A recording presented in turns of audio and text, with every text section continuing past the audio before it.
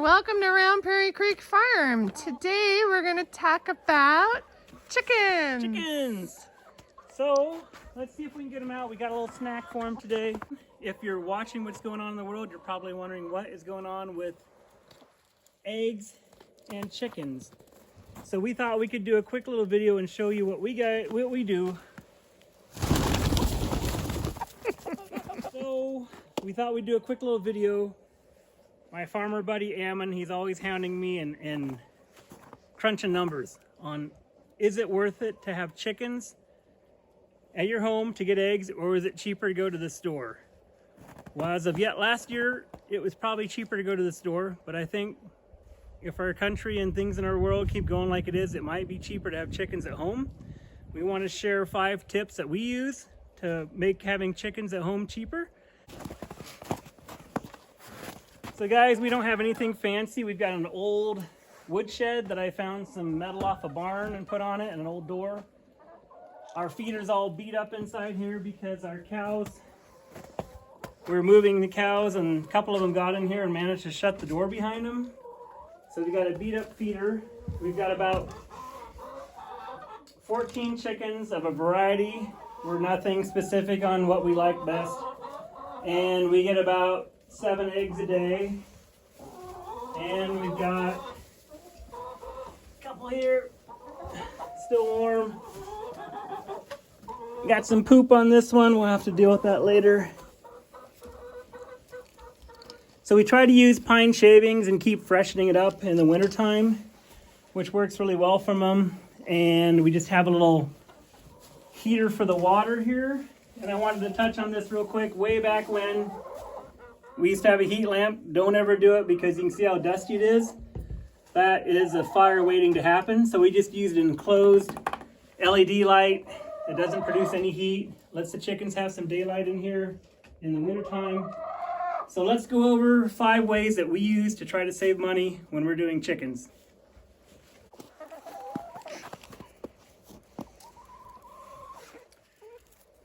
So an average chicken, if you bought a chicken, we bought ours for, I think, what was it, $4? It might have been $3.50 each. Okay, $3.50 each. There were ones that no one picked up at the local feed store. They were raised locally too. Raised locally, so we just bought them as just a random lot of laying hens and threw them in. And chickens can usually lay up to 250 eggs a year. And they start to produce around 18 to 22 weeks old. You can see we got some Rhode Island Reds, we got some Plymouth Rocks. Nothing, we're not too particular in what we have, we're just happy to have chickens. As most people know, chickens are omnivores, and they can safely eat and digest most meats, insect, fruits, and vegetables. There's a few things that chickens cannot eat, however. So that's always good to be careful. There's a giant list online of what chickens cannot eat. But we'll go over what we feed our little guys. And one tip we use to save money is feeding them chicken scraps. Like leftovers from the kitchen. Leftovers? Stuff that you don't eat peels when you're cooking stuff, and they love all of that scraps. They love rice. They're carbohydrate junkies like me, so they're loving rice right now. They love leftover spaghetti. If you have any, they think they're like little worms. So that is their favorite thing. Yeah, they gobble those up. There's certain things you shouldn't give chickens. Obviously, you don't want to get your chickens drunk, so don't give them alcohol. Don't give them your coffee grounds because they'd probably actually eat it, and that wouldn't be very helpful. Chocolate's poisonous to chickens. Dry beans, don't give them dry beans. That can cause blood clots. Eggplant, pepper leaves, it's bad for their blood cells.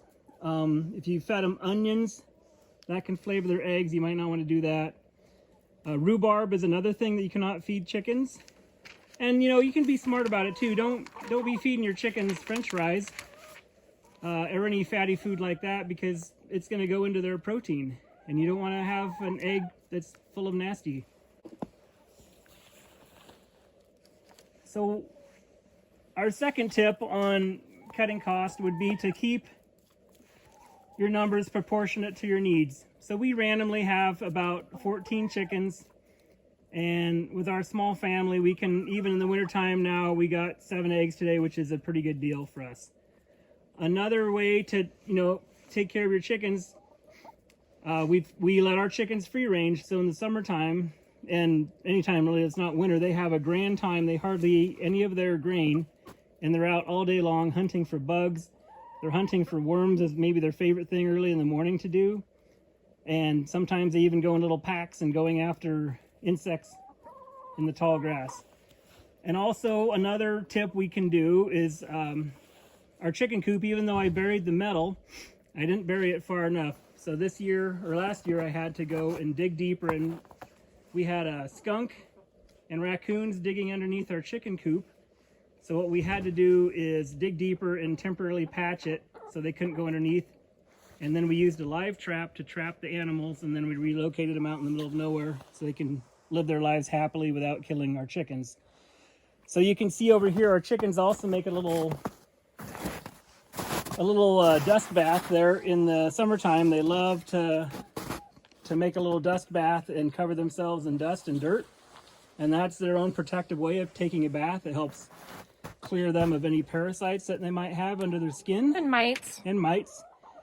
So our other big tip that we have, and we'll go over and show you what we do real quick with our grain.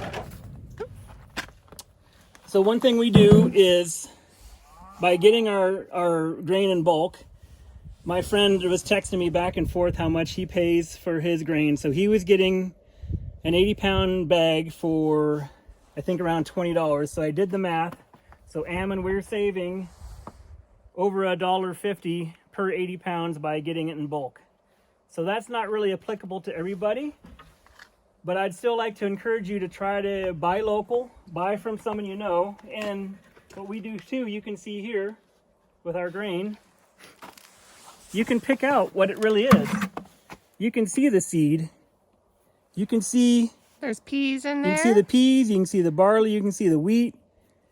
Just right off the top of your head, you can see what your chickens are eating, and eventually what you'll be eating. And it feels good to be able to buy from local farmers and to support them because they're still trying to make a living too.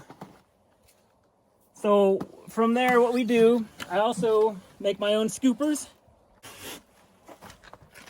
We fill these guys up. About half a bucket lasts them about a week, really. They're pretty happy about it.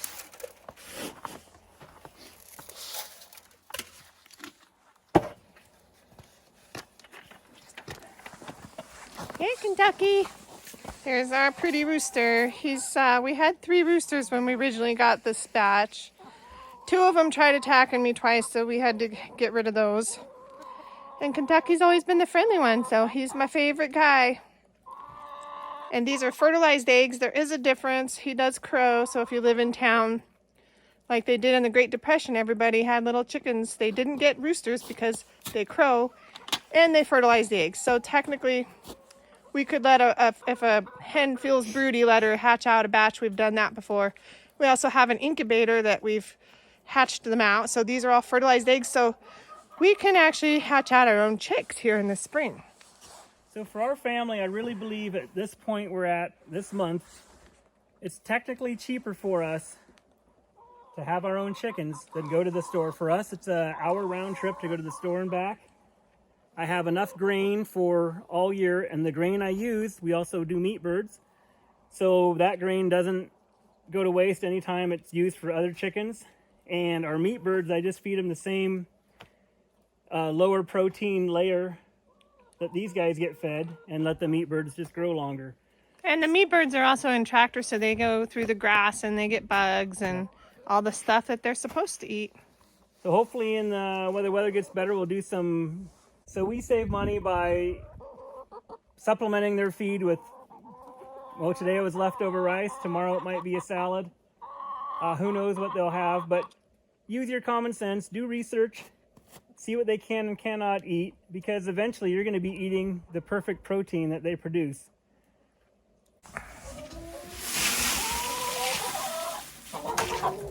Nothing fancy, guys, just a beat up old feeder.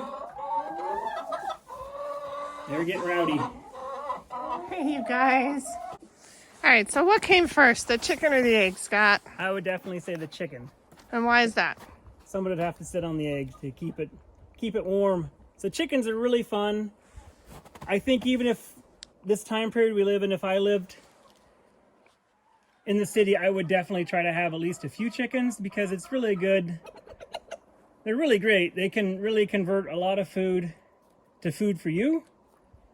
They're really fun to have. They do a great job in the just cleaning up bugs around your place. If you like eating eggs, it's hard to go wrong. And if you're raising your own chickens, you can control what they're eating. If you want to be super organic, you can be super organic.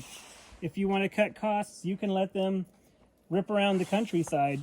Sadly, we go back and forth whether we let them free range or not because we do lose several birds a year. From predators. From predators, mainly skunks and raccoons. And raccoons. We trapped a raccoon this last year. We had an eagle, not an eagle. We had a hawk kill one a while ago too, which was a first for us.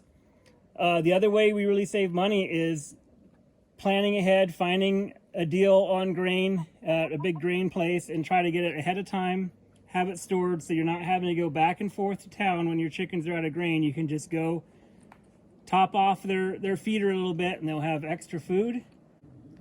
Also, if you can, try to support local grain guys. Look around for deals. You know, it could be possible that a grain farmer could just sell you ground up grain directly and maybe make a bin in the back of your truck and go to their farm and get it filled up. That's another way to save money. Well, and sometimes you can get their last year's crop too at a discounted rate. That's true. And the grain will last a long time if kept stored in airtight containers. I would just encourage you guys at the time we're living in, grab some chickens. Yeah, you tell us, Kentucky. Have a good day.